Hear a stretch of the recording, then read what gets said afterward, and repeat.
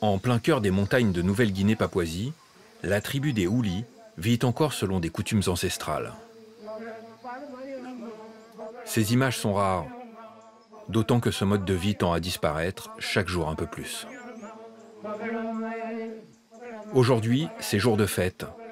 Après 2 ans d'initiation par les anciens du village, les jeunes hommes se voient couper les cheveux très courts lors d'une cérémonie au rituel codifié.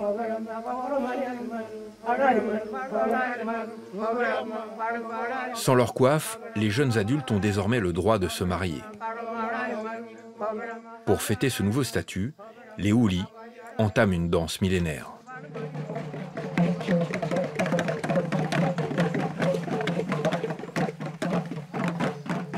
Pour le chef du village, cette tradition est en danger. Les jeunes portent des rastas, se coupent les cheveux n'importe comment. Le monde change et je ne peux pas prédire l'avenir. Nous faisons de notre mieux pour préserver notre culture, mais notre identité disparaît. Je ne sais pas où ça va aller. La crainte de ce chef Houli, l'exploitation intensive de la forêt du pays par des compagnies internationales.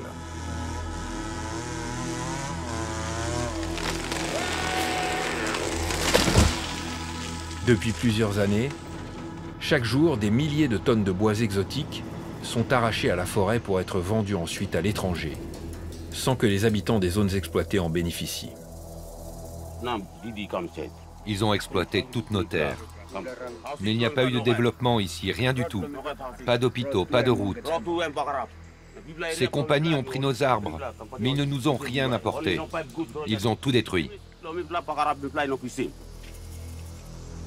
Une forêt détruite, une forêt qui se réduit comme peau de chagrin, et avec elle, toutes les traditions ancestrales papoues. Symbole de cette destruction, ce navire chargé de milliers de troncs d'arbres en partance pour l'Europe. La Nouvelle-Guinée-Papouasie est entrée dans une nouvelle ère, pour le meilleur et pour le pire. Avant d'attirer les investisseurs du monde entier, la Nouvelle-Guinée au nord de l'Australie fut longtemps un bout du monde très isolé. La partie orientale de l'île devint membre du Commonwealth en 1918. Indépendante depuis 1975, c'est une monarchie parlementaire dont le chef de l'État est encore symboliquement Élisabeth II, reine d'Angleterre, ici en visite en 1977. Un peu moins grande que la France, c'est une terre de volcans, une terre principalement montagneuse, recouverte de forêts vierges à perte de vue. Des poumons verts qui abritent une faune et une flore d'une rare diversité. Un paradis pour les randonneurs venus du monde entier. L'écrasante majorité des 8 millions d'habitants du pays est papoue et vit encore dans les terres, principalement de l'agriculture. Fuyant la misère des campagnes, les jeunes ruraux sont de plus en plus nombreux à venir s'échouer en ville. Sans emploi, désœuvrés, ils viennent gonfler les rangs des gangs locaux. Résultat, l'année dernière, Port Moresby a été classé 2e des capitales les plus violentes au monde, derrière Caracas au Venezuela. Ici, la police mène une guerre sans merci contre les rascols, les gangs violents des bidonvilles. On ne rentre plus dans ce quartier. Jack est un de ces chefs rascols. On lui a tiré dessus 9 fois, il n'est jamais mort, donc on l'appelle bulletproof, à l'épreuve des balles. Lui et ses hommes font régner la terreur avec des armes qu'ils fabriquent eux-mêmes. Je peux en faire à 2 canons et 5 coups, 6 coups. Le pays ne compte plus les attaques violentes, les vols de voitures avec armes ou encore les braquages. Ils tirent sur les gens. Parfois, ils ont des couteaux et ils les poignardent. Si la Nouvelle-Guinée-Papouasie est aussi violente, c'est notamment parce que la richesse y est très mal répartie, alors que son sous-sol regorge d'or, de cuivre, de zinc, de pétrole et de gaz. Grâce à ces richesses, le pays connaît depuis 10 ans un boom immobilier inégalé et l'émergence d'une riche bourgeoisie.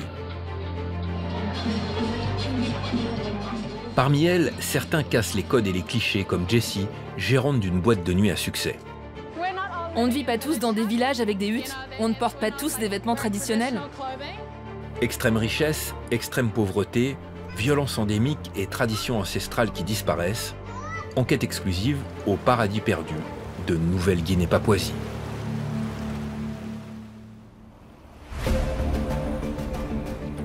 À quelques centaines de mètres des rives paradisiaques de Port Moresby, la capitale, braquage dans une épicerie indienne. Allez-y. Qu'est-ce qui se passe? Un hold-up. Un hold-up dans la zone où on est. Il faut faire vite. Selon les dernières informations, 2 braqueurs sont partis se cacher dans le secteur.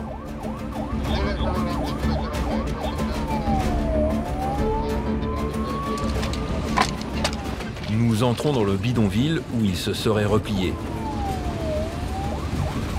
Les policiers connaissent bien le terrain. Ils sont où? Ils sont là-haut, au même endroit. Au même endroit? Oui, au même endroit où on est venu la dernière fois. Ok, on se sépare maintenant. Les policiers tentent de prendre à revers les voleurs. Vérifiez à l'intérieur. Le lieutenant David fouille les casemates de tôle une à une. Il n'y a personne ici. Après quelques minutes, son coéquipier finit par trouver un homme. Rien n'indique qu'il est impliqué dans le braquage, pourtant les policiers l'arrêtent sans ménagement. Ne bouge pas. Laissez-moi partir. Ici, pas de présomption d'innocence ni de respect basique du suspect. Il est maintenu au sol à coups de rangers. Il était où? Juste là, à l'intérieur. En guise de menottes, les policiers utilisent une laisse pour chien. On l'emmène. On va l'interroger pour qu'il nous donne les autres. Il connaît les autres. C'est un gang. Il sait où ils habitent et où ils emmènent l'argent.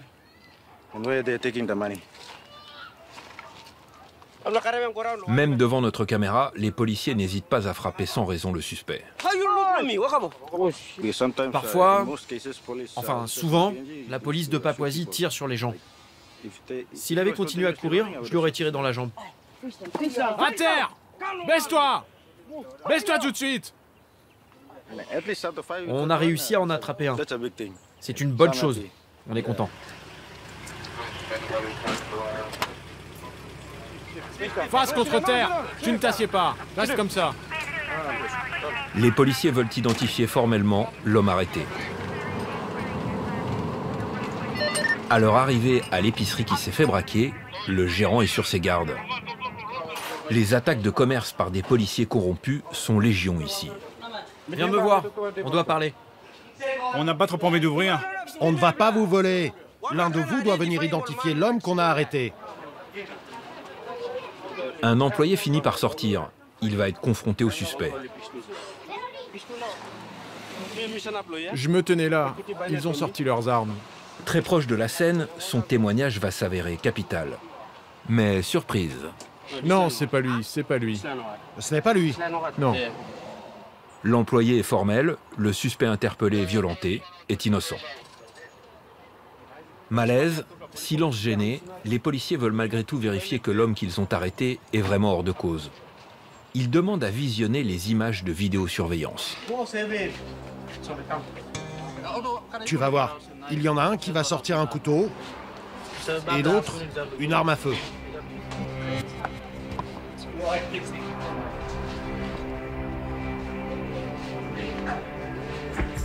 Celui-là, avec des rastas. Oui, celui-là avec le t-shirt blanc. Le deuxième n'a pas de rasta.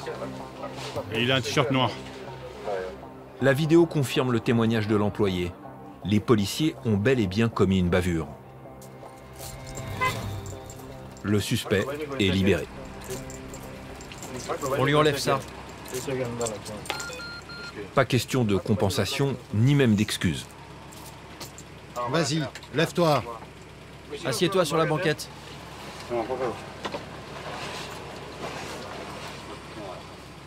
Le suspect n'obtiendra qu'un peu d'eau pour rincer sa bouche ensanglantée.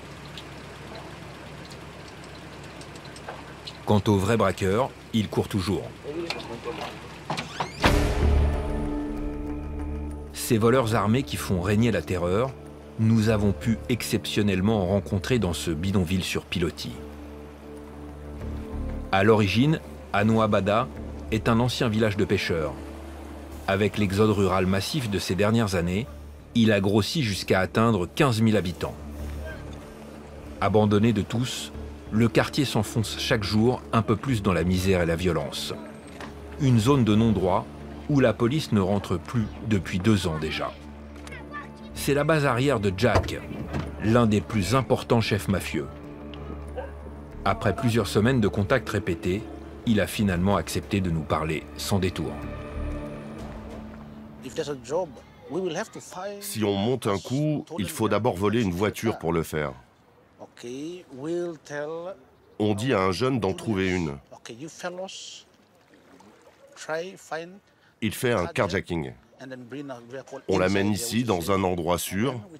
On change les plaques. On prépare le matériel, comme les armes et tout ça. On discute du plan, où et comment l'exécuter. Le coup part d'ici, on le fait et on revient ici. Avec son look de bon père de famille, il peut sembler inoffensif, mais il ne faut pas s'y fier. Son pédigré est étoffé. Premier braquage d'un automobiliste à 16 ans, puis les attaques vont s'enchaîner. Dans le campement pourrissent un peu partout les voitures volées qui ont servi au braquage de Jack et ses hommes. Ce jour-là, le chef du gang a une affaire à régler. Une de ses spécialités, moins risquée que les attaques à main armée, le vol de voitures de luxe. On va essayer de voler un Toyota Land Cruiser, 5 portes. Le propriétaire le gare à la marina. Il vit sur un yacht.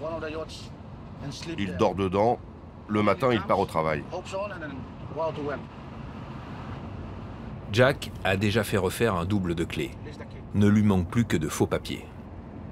Au fil des ans, le chef de gang a su développer un réseau de complices très efficace. Vous allez voir un de vos hommes? Oui. Il va nous donner les photos de notre cible. Oh, Teddy, je veux les photos.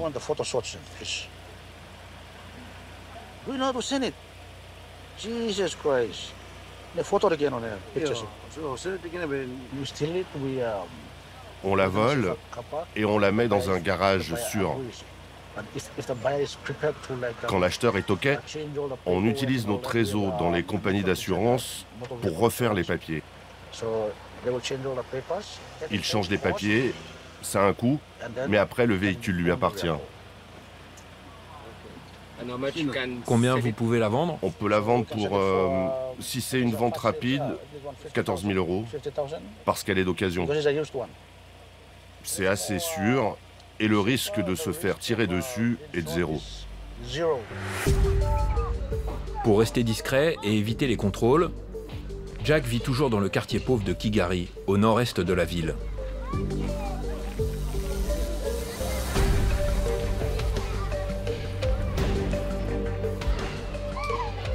Là, c'est ma maison.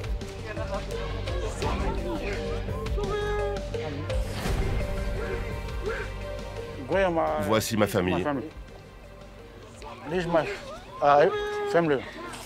Ma mère, enfin, celle qui s'est occupée de moi. Ce n'est pas ma mère biologique, mais elle s'est occupée de moi. Ma sœur, une autre sœur,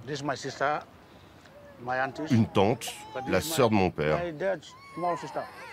Vous êtes fier de votre fils? Oui, je suis fière de lui. Pourquoi? Parce que je me fais vieille, et lui aussi, mais il prend soin de moi. Chef d'un gang criminel, Jack est aussi soutien de famille et aime donner l'image d'un défenseur de la veuve et l'orphelin.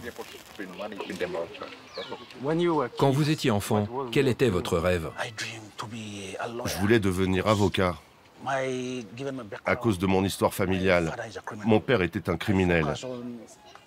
Je me suis donc concentré sur mes études pour devenir avocat. Je voulais rendre justice aux gens de mon quartier, à ceux qui subissent autant d'injustices.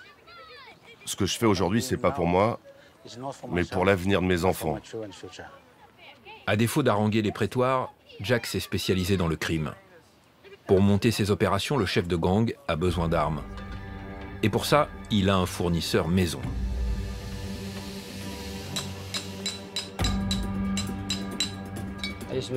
J'utilise un morceau de tube en acier. Je vais l'assembler et tu vas voir. Cet armurier, que nous appellerons John, exerce ses talents depuis 28 ans. C'est la première fois que le gang de Jack accepte qu'il soit filmé. Il ne travaille que pour les rascols. Quand les gars cherchent une arme, ils viennent et je leur fournis. Ils font des hold-up, des cambriolages, des vols de voitures. John fabrique en moyenne une arme par mois. Si ses outils et sa technique sont pour le moins rudimentaires, une certitude, le produit fini est très efficace. Ces armes tuent parfois des policiers? Oui, oui.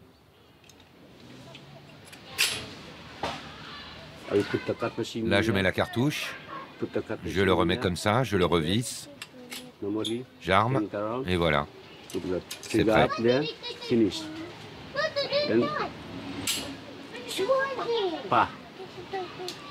Vous mettez quoi comme munitions dedans? Des cartouches de chasse. Et comment vous les trouvez? C'est la police municipale. Je leur demande, je leur donne de l'argent et ils m'en donnent.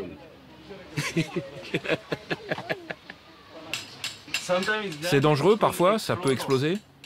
Non, ça marche, normalement. Combien de temps il faut pour en fabriquer une? Environ 1 heure, c'est tout. Je peux en faire à 2 canons et 5 coups, 6 coups. Je peux le faire. Pour moi, c'est très simple. Je n'en fabrique pas beaucoup, c'est dangereux. Les acheteurs viennent les prendre et c'est tout. Je ne fabrique qu'à la demande.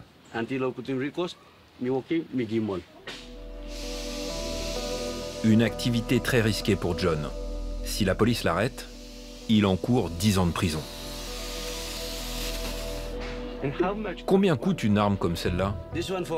Celle-là vaut 260 €. Un prix élevé car se procurer des armes ici est particulièrement difficile.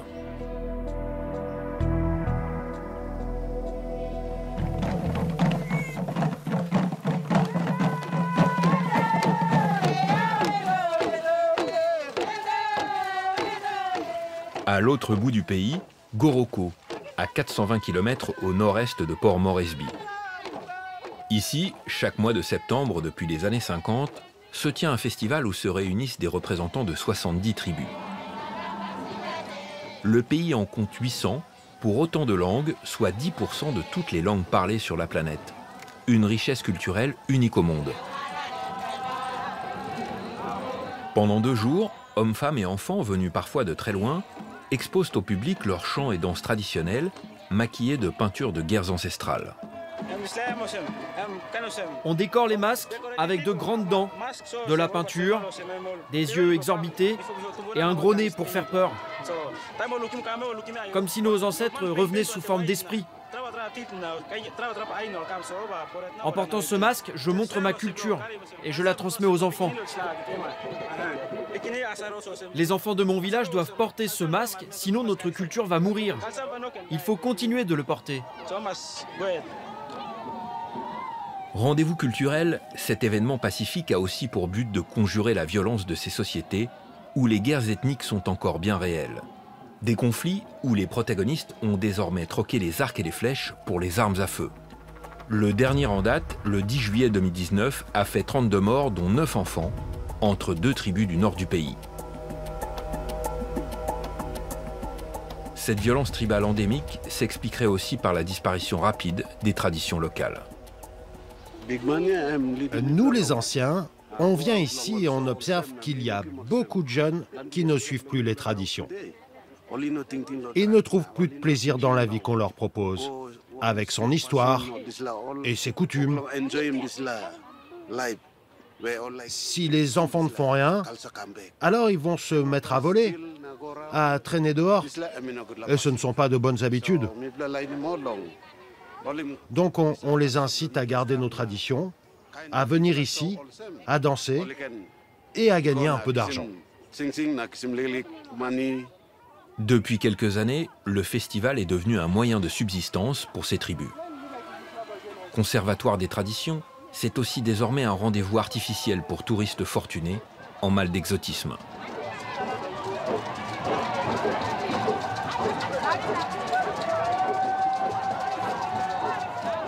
Entre l'avion depuis la capitale, 2 nuits d'hôtel minimum et l'accès au festival, il faut compter au moins 1 000 € par personne.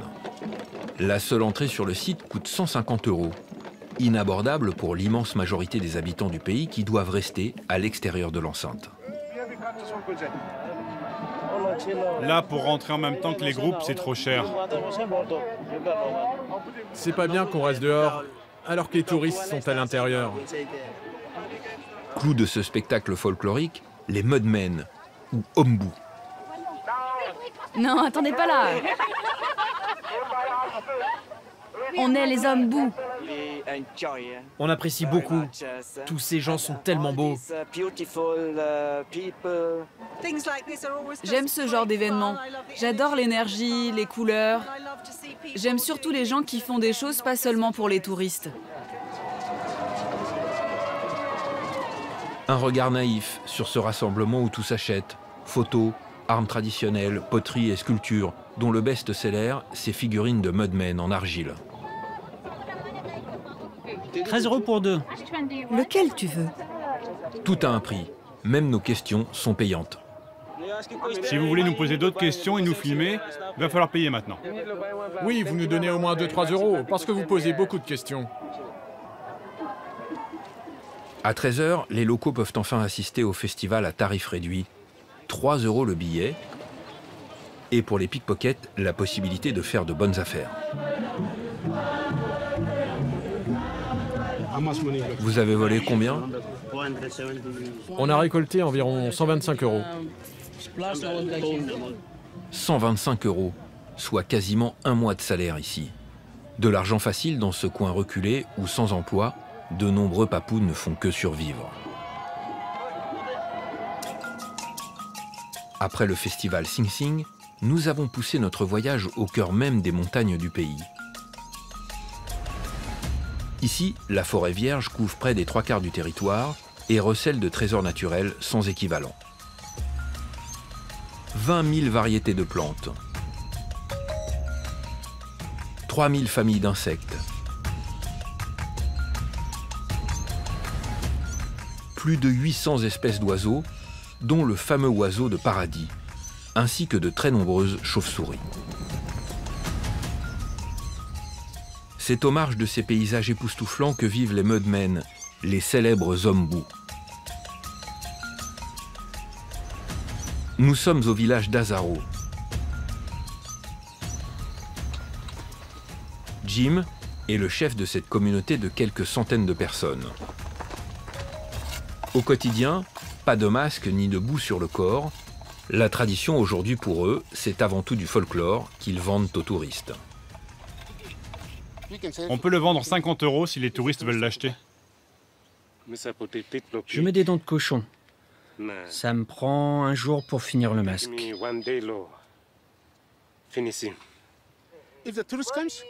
Quand les touristes viennent, on danse pour eux et on gagne de l'argent. S'ils ne viennent pas, on ne fait pas de danse et on ne gagne rien. Ici, tout le monde travaille pour les touristes. Sans pension de retraite, les seniors, eux aussi, tentent de gagner quelques euros. Hormis ces maigres revenus, les Mudmen ne survivent que grâce à la terre. Au village, on plante toujours des patates douces car un sac vaut entre 13 et 18 €. Vous voyez là, il y a une patate douce. Mais elle n'est pas encore prête. Une culture rentable, dont le surplus sera vendu au marché de Goroka. Pas de quoi permettre aux parents d'envoyer leurs enfants à l'école ou de s'acheter des biens de consommation courante. Comme la majorité des villages papous, Azaro n'est pas relié à l'électricité ni à l'eau potable. Pour joindre les deux bouts, le village a développé une autre activité, une activité illégale. Un peu à l'écart, Jim nous emmène vers cette petite case. Ici, on fabrique de l'alcool. Ces bananes sont mûres et ces citrons aussi. En charge de la fabrication, Eric nous explique sa méthode. En bas, c'est pas assez chaud, donc je mets le seau sur le toit. Il fait beaucoup plus chaud en hauteur et l'eau s'évapore. Un système D ultra artisanal. Tu vois, c'est ce jus-là que je vais chauffer ensuite. Artisanal mais très efficace. Avec son alambic fait maison, Eric réussit à obtenir un alcool extrêmement fort, entre 60 et 70 degrés. Parfois, les gens peuvent devenir violents à cause de ça. Oui, ils se battent. Certains même mettent le feu à leur maison. Cet alcool, ça rend fou. Certains tuent leurs femmes ou leurs enfants.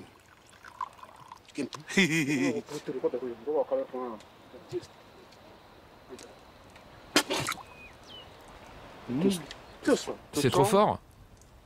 C'est du bon alcool, mais c'est trop fort. À 4 € le litre d'alcool de banane, le petit trafiquant ne roule pas sur l'or.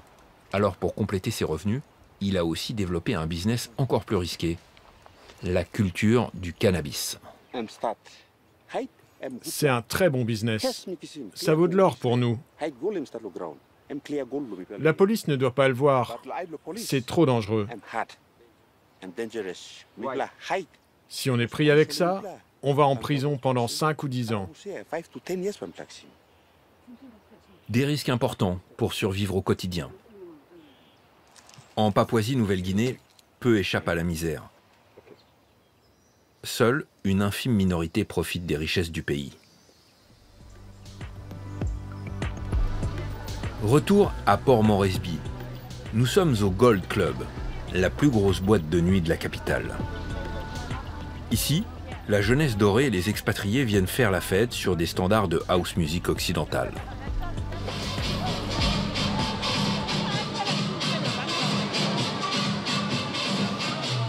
Sur le dance floor, des femmes. Aux platines, encore des femmes. Et pour gérer le tout, Jackie, la manager, très fière de son établissement. C'est l'endroit où il faut être. On peut croiser tout le monde. Vous pouvez rencontrer le Premier ministre comme votre voisin de palier. Tout le monde est là pour s'amuser, se relaxer et passer du bon temps. Tout le monde peut s'amuser? Tout le monde, enfin pas vraiment. À 7 € l'entrée et 4 € le demi de bière, le Gold Club est réservé à l'élite du pays. Gardé par de nombreux agents de sécurité, l'établissement est un îlot de tranquillité, loin de la violence qui gangrène la capitale. On est heureux de pouvoir montrer une autre image de la Papouasie aux étrangers. On ne vit pas tous dans des villages avec des huttes. On ne porte pas tous des vêtements traditionnels avec le visage peint. À l'étage du dessous, Jackie nous montre la poule aux œufs d'or du club, les machines à sous. Hey Jackie, comment ça va? Très bien, merci. Ça fait plaisir de te voir.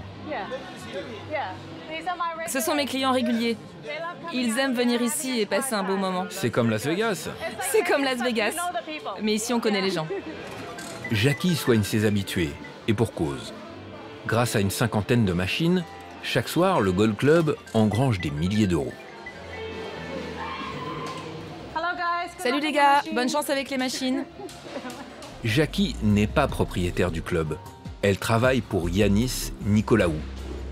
Cet immigré grec est arrivé dans le pays sans diplôme et sans un sou en poche à l'âge de 18 ans.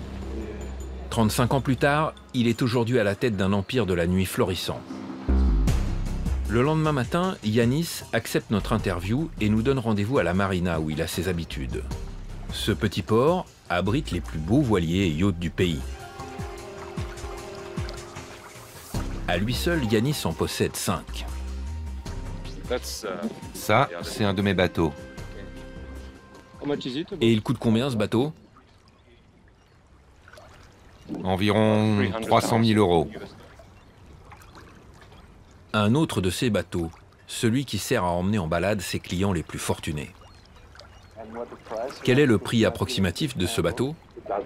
Pour ce bateau, ça doit être 1,2 million.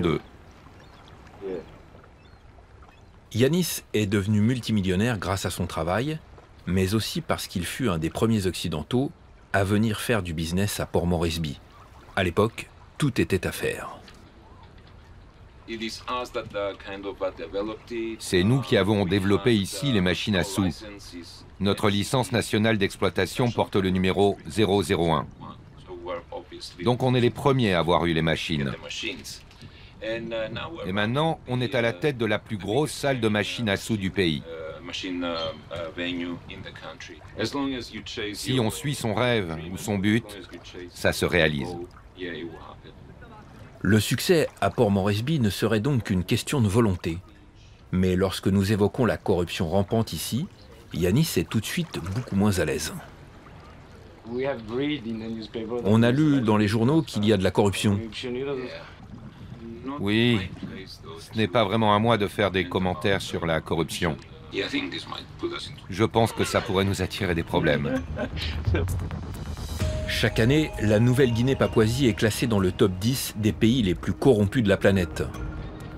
Symbole de ce fléau, ce bâtiment d'architecte autrichien renommé qui a coûté plus de 30 millions d'euros. Une folie des grandeurs inaugurée en 2018 pour accueillir le sommet de l'APEC, l'organisme de coopération économique pour l'Asie-Pacifique. Pour y conduire les 21 chefs d'État de l'organisation, le gouvernement du Premier ministre, Peter O'Neill, a acheté sur fonds publics des dizaines de Maserati. Coût pour le contribuable, près de 8 millions d'euros. Aujourd'hui, le bâtiment est vide.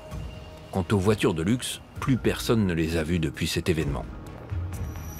Après enquête, nous finissons par apprendre qu'elles dormiraient dans ces hangars non loin. À notre arrivée, le garde nous confirme leur présence derrière ces grilles. Elles sont où les Maserati? À l'intérieur du bâtiment. Si on vous donne 25 ou 50 euros pour les voir? On va voir. Ironie de l'histoire, c'est en le corrompant, lui et son collègue, que nous allons pouvoir filmer discrètement ces voitures. 80 euros et on ne reste que 5 minutes. Ok, passez par la porte principale. À l'intérieur, 40 Maserati flambant neuves à 200 000 euros l'unité. 40 bolides qui prennent la poussière depuis plus d'1 an.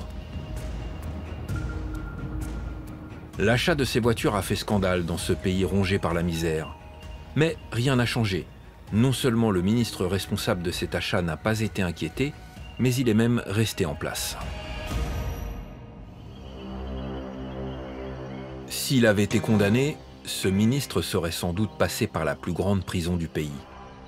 Le centre pénitentiaire de Bomana, à quelques kilomètres de la capitale. Ceux qui portent un uniforme doivent venir au poste de sécurité. Quand vous entendrez votre nom, rendez-vous au poste de sécurité. Sous ces baraques de tôle rouillée, violeurs, meurtriers ou rascol-braqueurs cohabitent sans distinction de crime. Ici, l'administration sépare uniquement les condamnés de ceux qui attendent leur procès, comme cet homme, présent derrière ces grilles depuis 1 an déjà.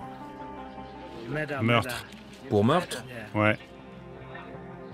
Dans cette prison, on manque de tout. Manque de moyens, manque de personnel, seuls 4 surveillants non armés pour 600 détenus. On travaille comme ça, sans armes. On utilise la parole et notre cerveau pour les calmer. Et comment faites-vous pour les contenir sans armes? Il y a une alarme là. Quand on ne peut plus contenir un groupe, on appelle du renfort. Avec l'alarme, le renfort arrive et nous soutient dans notre travail. Mais les renforts, ces 4 gardes, n'y font que rarement appel.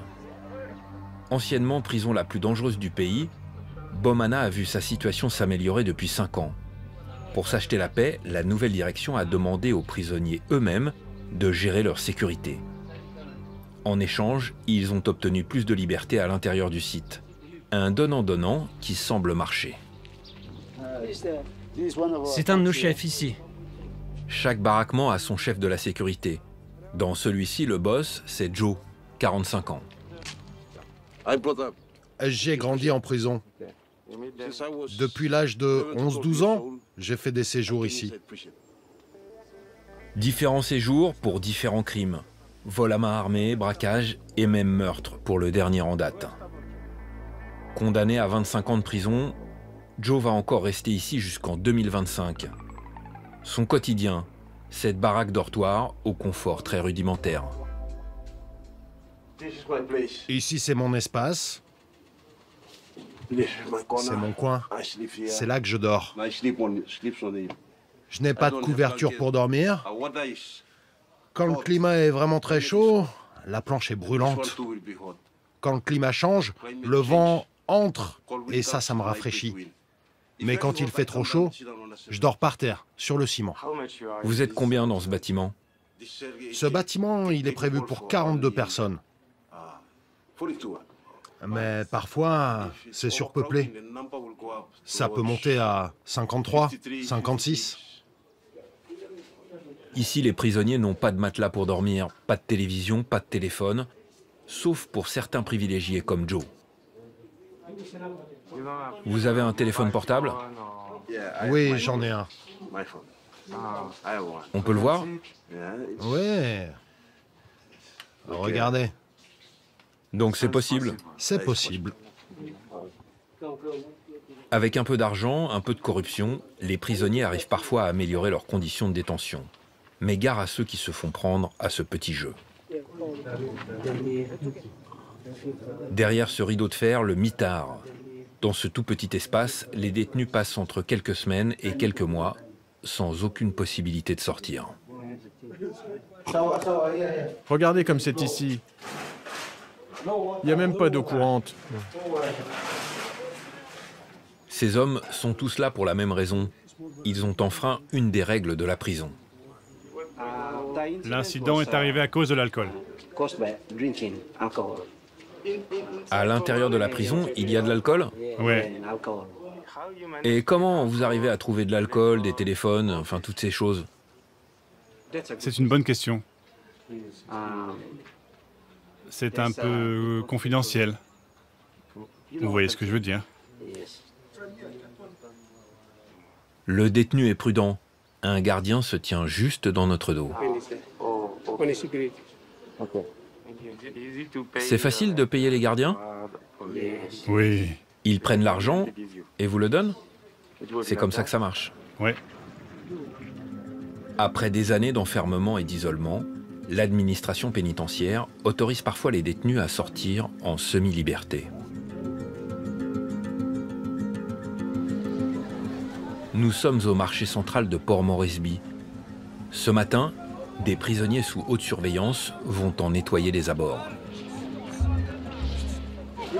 Écartez-vous, faites de la place, faites de la place. Tous les prisonniers ne participent pas à ces travaux d'intérêt généraux. Condition requise, être méritant, mais aussi être en fin de peine.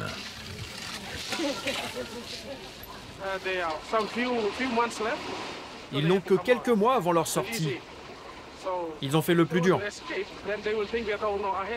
Avant de penser à s'échapper, ils vont se dire « Il me reste que quelques mois, donc je n'ai pas besoin de m'échapper. » On ne choisit pas les prisonniers condamnés à vie.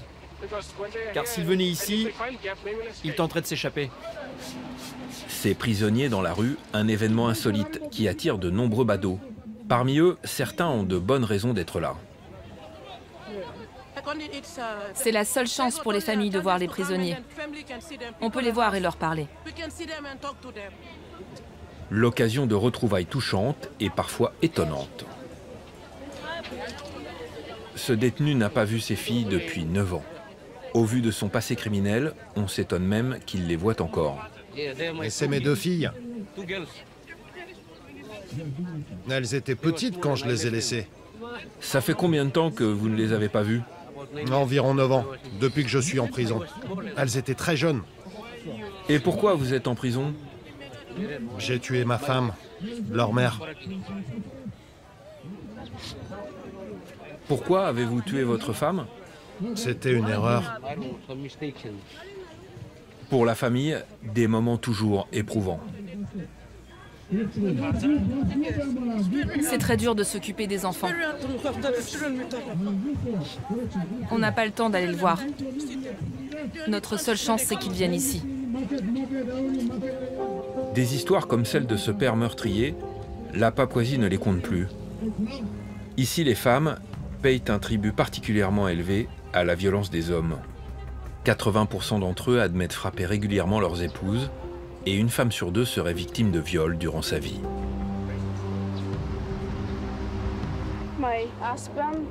Mon mari était jaloux. Il a pris une pierre et m'a frappé la jambe. Après, il est sorti. Il est devenu fou. Il a pris cette barre en fer. Il est venu et il a essayé de me taper. J'ai crié et j'ai été me mettre à l'abri derrière ma mère.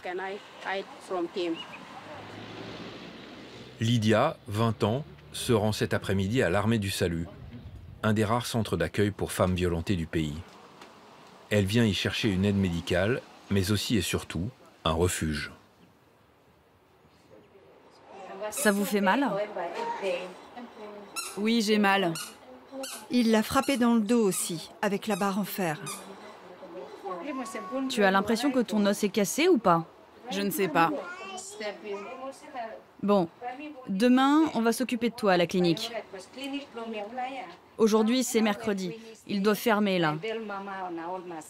Tu penses que tu vas pouvoir dormir une nuit ici? Ça va aller? Oui, ça va aller. Quand vous retournez chez vous, vous ne dites rien à personne. Vous ne dites surtout pas où elle est. Non, on ne dira rien. Vous avez des amis qui ont déjà été battus par leur mari? Ça arrive souvent? Oui, c'est fréquent. Cette nuit, Lydia et sa petite fille seront enfin en sécurité. Le lendemain, après avoir reçu des soins, la jeune femme a le courage d'aller porter plainte au commissariat de son quartier. Ici, les cas comme ceux de Lydia sont très fréquents. Cette femme, avec son enfant, a elle aussi été battue le matin même. Elle porte sur son visage les stigmates de la violence de son mari. La première fois qu'il l'a frappée, c'était au niveau des hanches. Elle était enceinte à ce moment-là. Aujourd'hui, il l'a frappée au visage. Il a pris une pierre et il lui a tapé la tête avec. Ses frères sont arrivés, ils ont réussi à contenir son mari. Elle a pu s'enfuir. De son côté, Lydia est enfin reçue dans un bureau spécialement dédié aux violences domestiques. Vous voulez porter plainte ou pas? Oui, c'est pour ça qu'ils nous ont envoyés ici, pour que je puisse tout vous raconter. Je vais d'abord prendre votre déposition. Lydia verra-t-elle sa plainte aboutir? Peu probable. L'année dernière, l'instruction de plus des 3/4 des dossiers de violence conjugale n'a rien donné.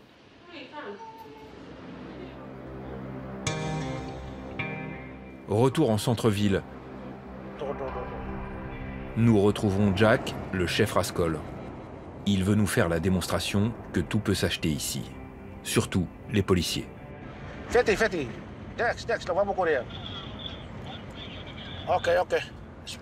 Va par là, va par là.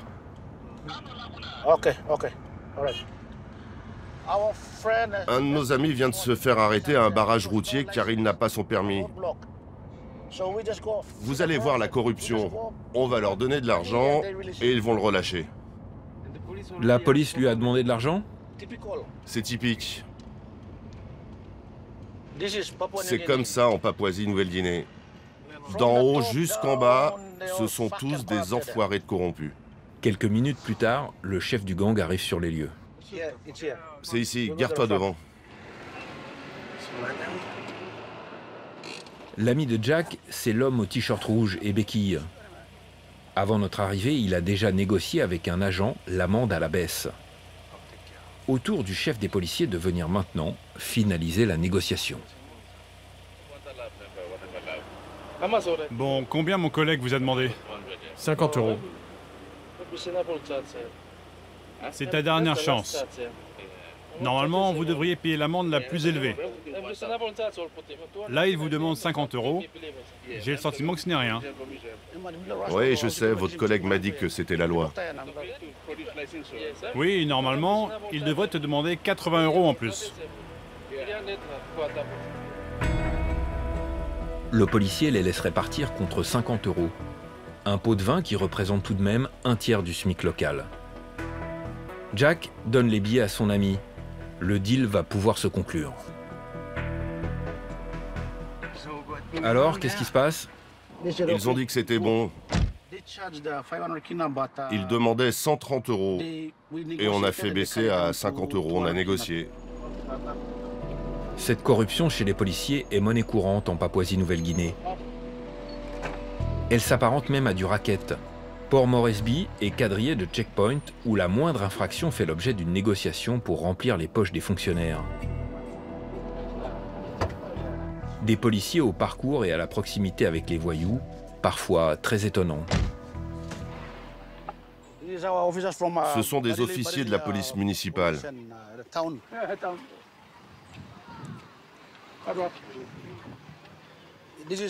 Lui, c'est Akeli Omo, un Nigérian.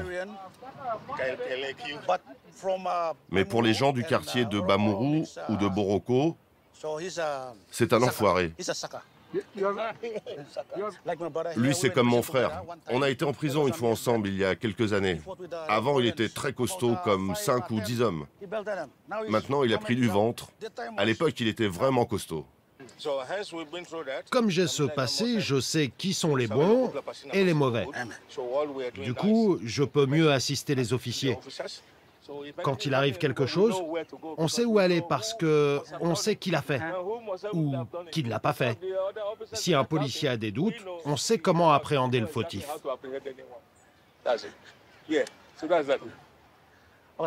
Ok les gars, je vais me balader. Salut. Salut. Ces policiers sont à la botte du chef Rascol. Jack ne s'attarde pas. Parfois, vous avez des informations par la police? Oui, j'ai des contacts, mais ils ne sont pas là. Oui, ils me donnent des informations, ce que je veux savoir. Parfois, ils nous aident même en nous donnant des armes. Ils vous donnent des armes? Oui, ces enfoirés sont en bas de l'échelle. Mes gars sont plus gradés qu'eux. Avec l'aide ou non de la police, pour monter ses coups, le chef de gang réunit souvent ses associés loin des regards.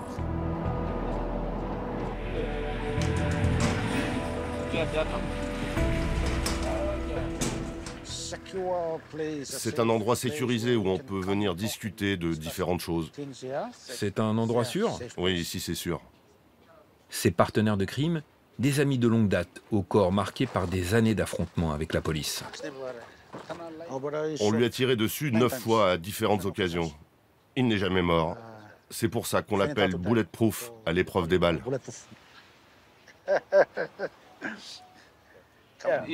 J'en ai pris une première fois là, une deuxième là au M16, dans le bras, dans l'estomac. On faisait un cambriolage avec des amis. Un policier m'a tiré dessus et moi j'en ai tué 3.